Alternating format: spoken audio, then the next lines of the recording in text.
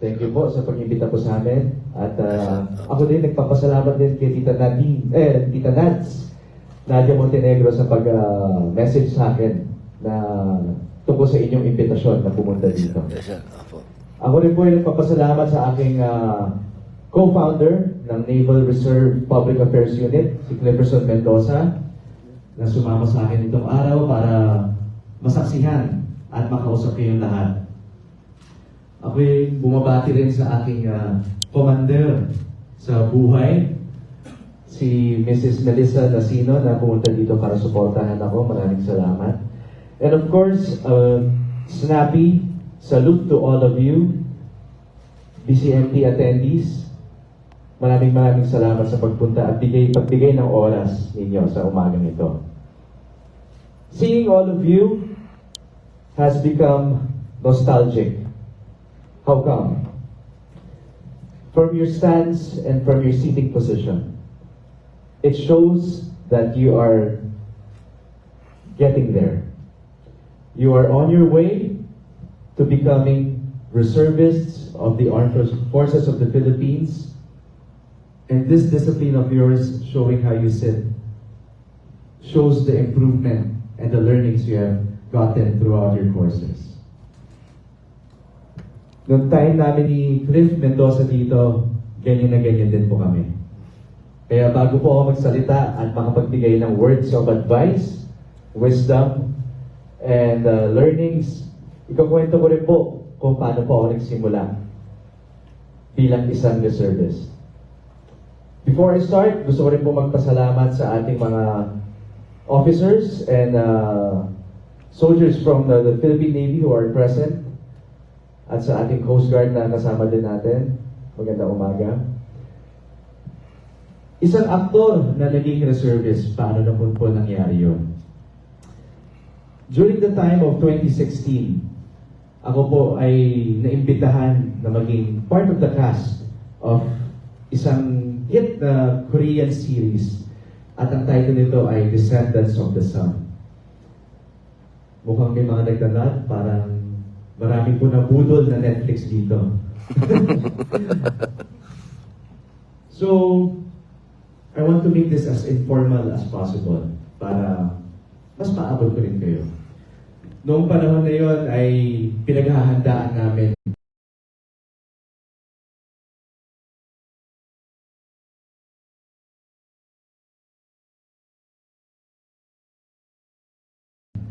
si Aljon Lucas at marami pang iba. And we had to become a unit. What kind of unit? One unit that would entail brotherhood and would show the love for our country as soldiers. Bilang mga aktor, it would take months or maybe years para ma-accomplish yun. But we were able to. Many thanks to the Special Forces that adopted us and taught us and invited us to Fort Magsaysay para malaman ang characteristics na isang sundalo. From movements that were very slacky and very artista-like, relaxed, natutunan namin maging snappy. Una, kung paano kayo umupo, paano kayo maglakad, paano kayo sumagot sa upper authorities. And doon namin na-realize, ganito pala magkaroon ng responsibility. Ganito pala magkaroon ng pagmamahal sa motherland natin. On the first night na na-assign ako na may kasama akong special forces from the army sa isang tent, habang kinakagat kami ng lamok at pupumilit na makatulog para magkaroon ng lakas sa next challenge namin in the morning.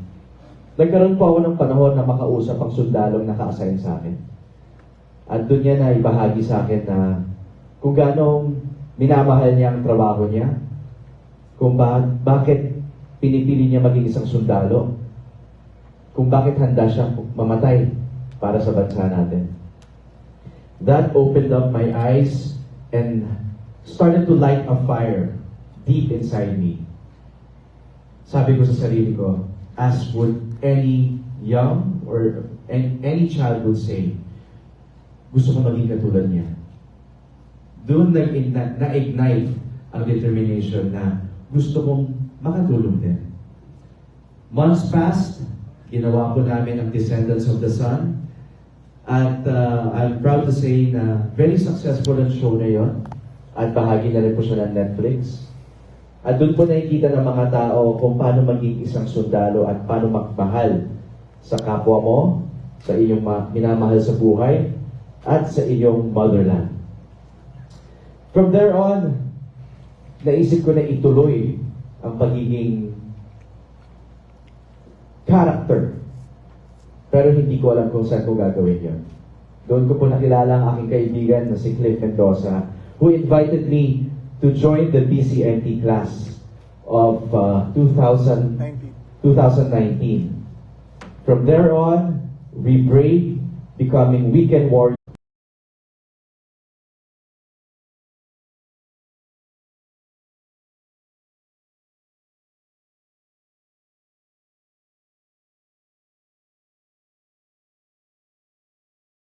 More understanding why we do this. From then on, we were able to graduate.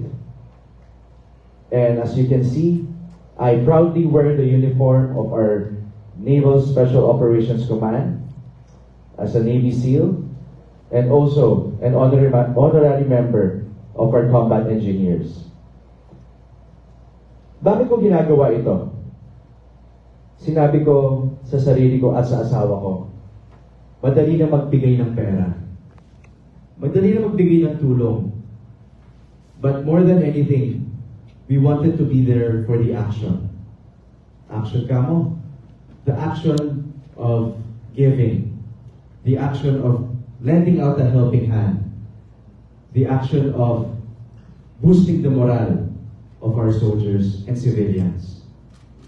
Many were the times nakasama ko si Cliff at ang aking asawa sa mga relief operations tulad sa isang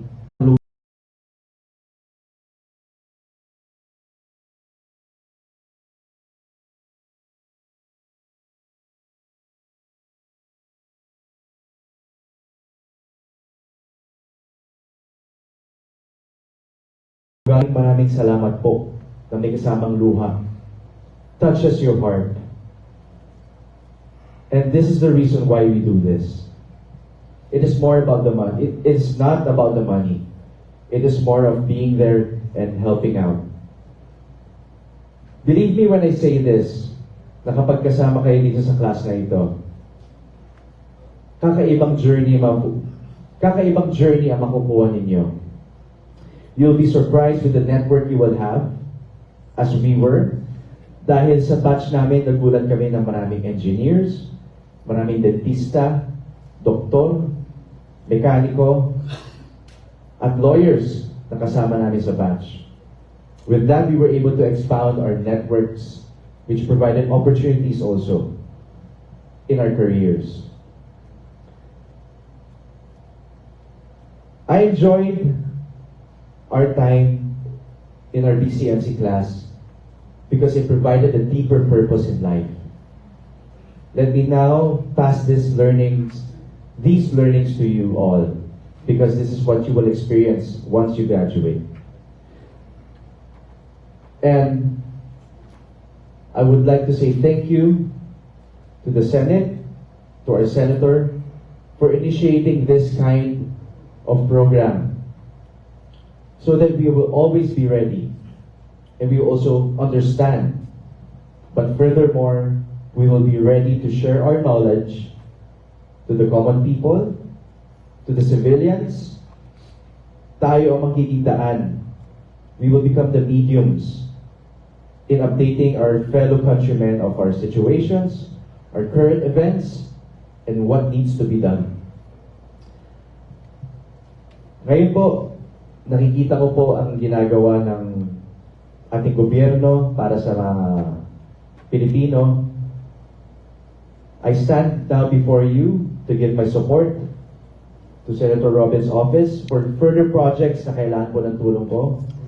We would like also to invite other celebrities to talk about their journeys sa pagiging isang reservist at sa pagtulong sa mga ROTC, sa mga nagtatanong, ano ba isang reservist? Di ba sumasabak sila sa gera? We always have that, but we are here to tell them, ang pagiging isang reservist is giving your capabilities as a civilian for the service for their motherland. So enjoy the journey, enjoy the learnings, because this will humble you in many ways you will be surprised in. Nakakatuwa na umabot ako sa ganito na hindi ko akalain. Hindi ko akalain na magkakaroon ako ng chance na makilala kayo, to stand in front of you and share my journey. But before I end, I would like to leave all of you with some notes. Enjoy the journey. Mahirap man, whatever will put you down is a step to bring yourself up and others up. Work together as a force and as a church. Magtulungan tayo. Let us not leave any room for any hate, for any jealousy, for any chismis. Tayo po ay magtutulong-tulungan dahil tayo din po tutulong sa isa't isa na umangat. The reason that I'm here is to share my journey and also instill and boost the morale of our DCMT class. I hope that in months' time, in years' time, kayo naman po ang nandito na nagbibigay ng inyong special journey para sa ating future. I believe in the saying, the youth is our future. So let us be there to guide them and lead them. Muli po, ako po si Second Lieutenant Enrico Rafael Nasino, RN, MAN, proud Navy Reservist of the Philippines. Maraming salamat po. And Huya! Huya!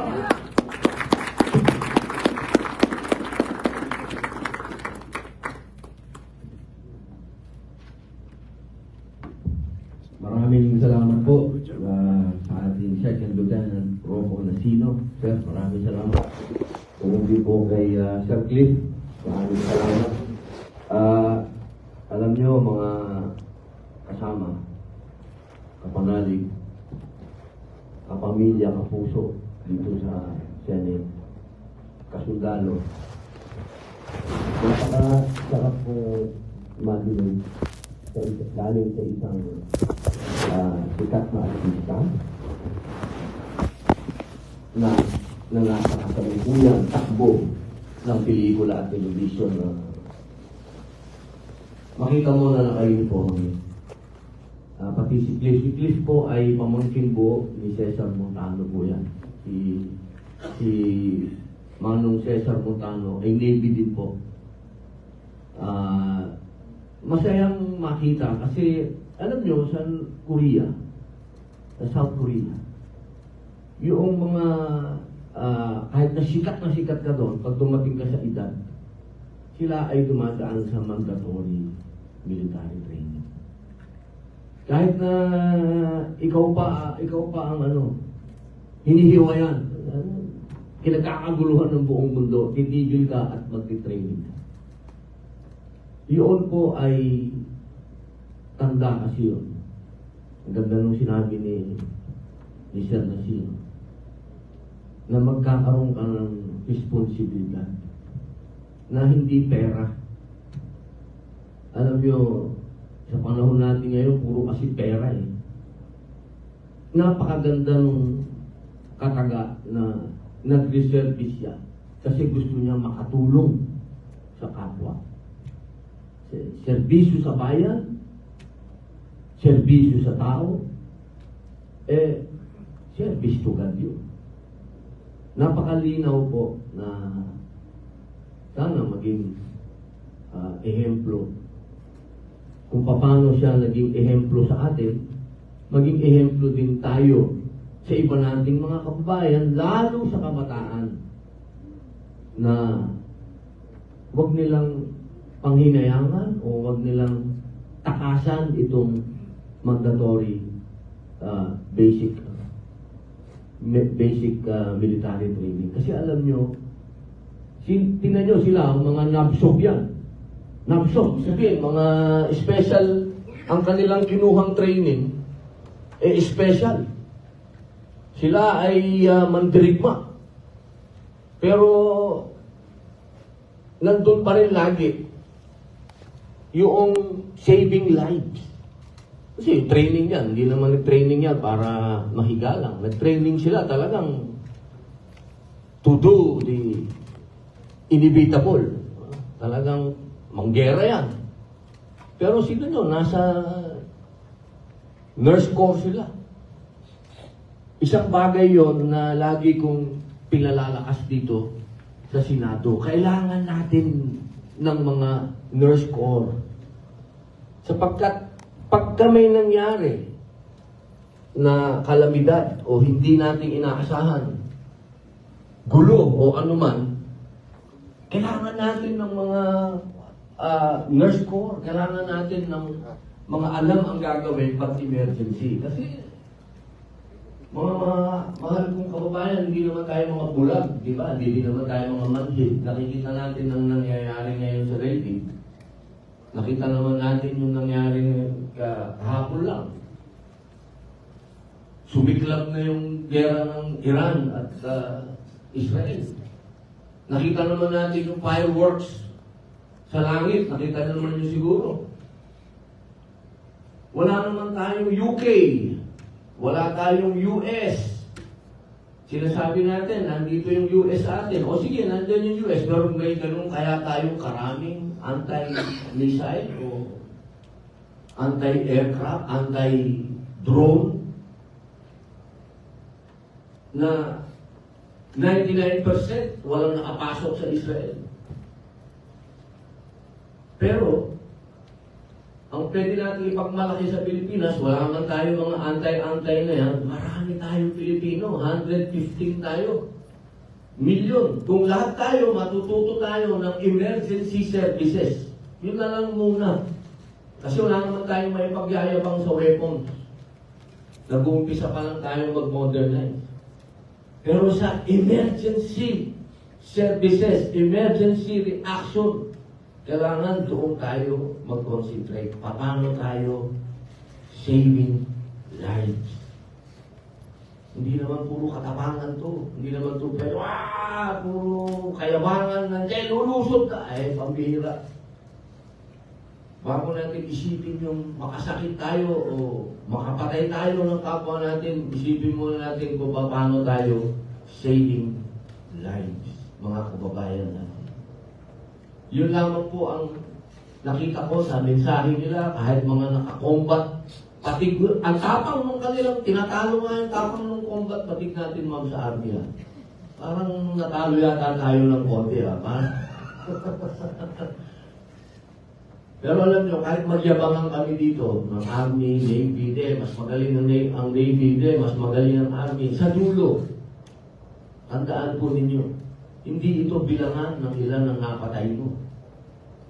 Sa dulo, ang bilangan ito, pagkaharap natin ang Panginoon Diyos, at lahat tayo dadating doon. Isa lang ang tanong, ilan ang sinagip mong buhay? Tandaan po natin, hindi tayo rito para maging violente o maging ambassador tayo ng karahasan o ng violence. Nandito tayo to save our nation and to save lives. Maraming salamat po. Mabuhay po kayo. Maraming salamat po. Internasino. Baka, Bishop Mendoza, konti lang, boss. Dadaan yata sila sa labsog training, boss? Ito po ang, kung magna-labsog kayo, ito ang magiging, trainer. Magandang umaga po. Baka pa medyo tulog na po ba tayo? Saan malakas nga dyan ang huya? 1, 2, 3. Huya! One more. Huya! Thank you. And again, maraming salamat sa imbitasyon ni Senator Robin Padilla po sa amin.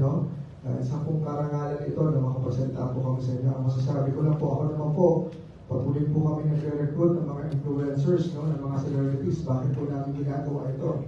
Dahil po kailangan po ng mga kabataan natin ng mga leader, na makikita nila na nagagayahin po nila, no, na nasa tamang landas, hindi po katulad na pupunta po doon sa alam na po natin sa Senator.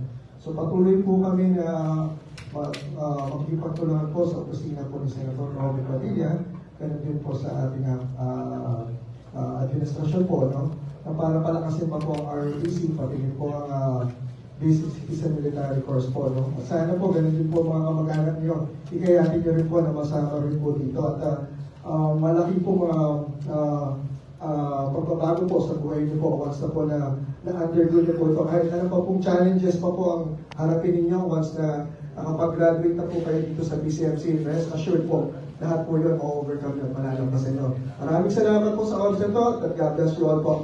Huya! Huya!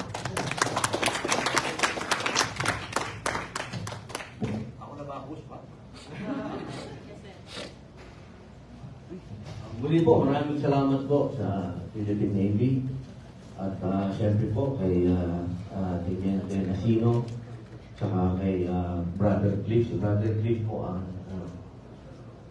mga tigasin ng Navy. Sa inyong lahat, maraming salamat po. Konti na lang, konti na lang po.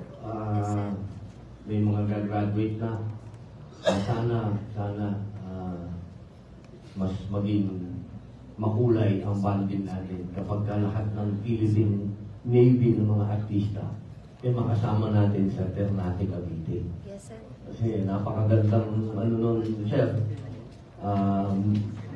Maganda pa para sa moral na makita nila kasi hinahangganan nila yung sarili nila para sa Ternate, Cavite.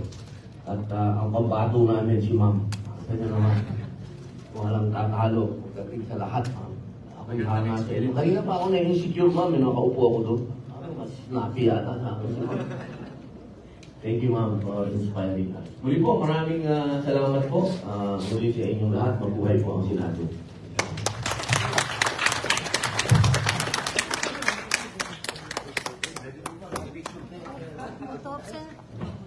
Yes, sir. Inanayahan po ang lahat para sa photo-ops. Unahin po natin yung Team NRs and NCR, yung ating mga drill instructor with the latter visitors. Then next, yung ating mga students.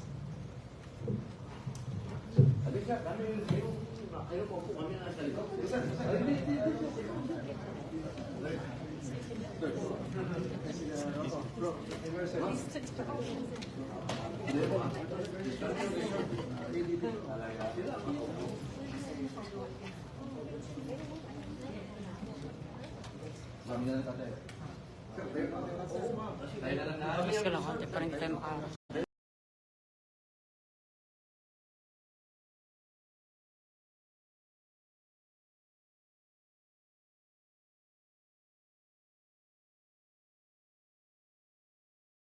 Ready, 1, 2, 3.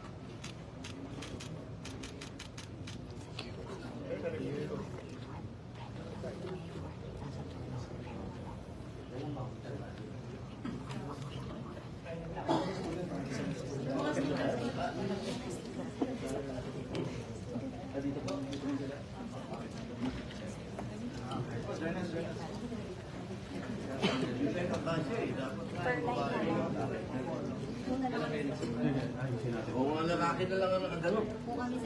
Kaya ano, yung lalaki.